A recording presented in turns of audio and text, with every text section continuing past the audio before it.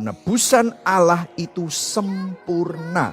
Dan rencana Tuhan, God's plan, never fails.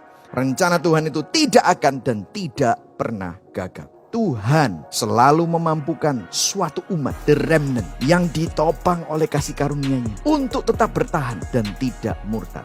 Inilah perseverance of the saints, ketekunan orang kudus. Ini tadi baru bicara bahwa ada perseverance of the saints, ketekunan orang-orang kudus itu karena anugerah. Loh, ini kok bisa asalkan kalian tetap bergantung pada kebaikan hatinya, maka kalau tidak kalian akan dipotong. Wah, apakah artinya kita bisa kehilangan keselamatan kita? Saudara, ini ada sebuah tension. Sebenarnya kalau saudara lihat, ada begitu banyak ayat yang membicarakan tentang keselamatan kekal itu aman di dalam Yesus Kristus. Buktinya apa? Ya di Roma 8 ayat 29-30 kita sudah lihat kata-kata seperti ini. Foreknew, predestined, called, justified, glorified. Kita sudah membahasnya di minggu-minggu yang lalu. Dan kalau saudara baca di Yohanes 10 ayat 26-29, ini hanya salah satu dari puluhan ayat yang bicara tentang eternal security, keamanan dan keselamatan kita itu kekal dan aman. Jadi jika saudara melihat ada dua kebenaran yang tampaknya bertentangan, apa yang terjadi? Ini bukan kontradiksi tetapi paradoks. Yang perlu kita lakukan adalah menggabungkan keduanya.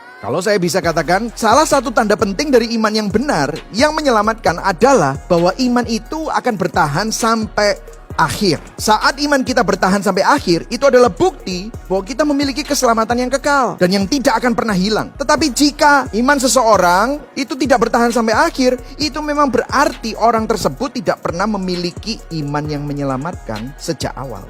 Saya kasih contoh secara cepat ya. Perumpamaan penabur benih dan 4 macam tanah ya. Yang pertama jelas lah ya, nggak pernah tumbuh, langsung dicuri oleh burung ya di pinggir jalan. Tetapi yang kedua dan yang ketiga berakar, bertumbuh, dan kelihatannya mulai berbunga dan berbuah, tapi kemudian mati. Yang satu karena batu-batu tanahnya nggak punya akar, yang satunya tercekik oleh semak belukar. Nah, apakah perumpamaan ini menggambarkan orang yang selamat kemudian kehilangan keselamatannya? No, that's not true. Tetapi perumpamaan ini menggambarkan orang yang memang dari awal tidak pernah diselamatkan, tetapi kelihatannya mereka selamat karena apa? Mungkin mereka melakukan kegiatan-kegiatan yang rohani. Mungkin mereka bisa saja dibaptis, bisa saja ikutan seminar ini, seminar itu, sehingga terlihat mereka seperti orang yang diselamatkan. Tetapi apa yang terjadi itu cuma hanya semasa, kemudian hilang. Hati mereka tidak pernah diubahkan. Mereka tidak pernah benar-benar diselamatkan. Mungkin mereka hanya ikut-ikutan karena mereka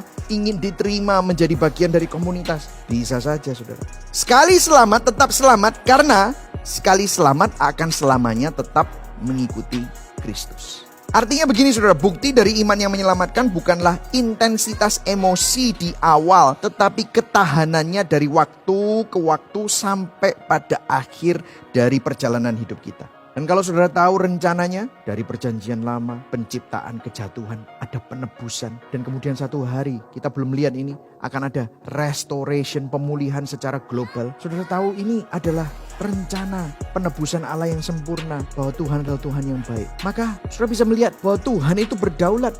Rencananya tidak akan gagal. God's plan never fail. Dalam perjuanganmu melawan dosa, kamu tidak sampai mencucurkan darah. Seakan-akan Tuhan tega membiarkan Anda mengalami hal-hal yang susah. Tetapi ingatlah, ada keselamatan, ada penyertaan, ada topangan Tuhan.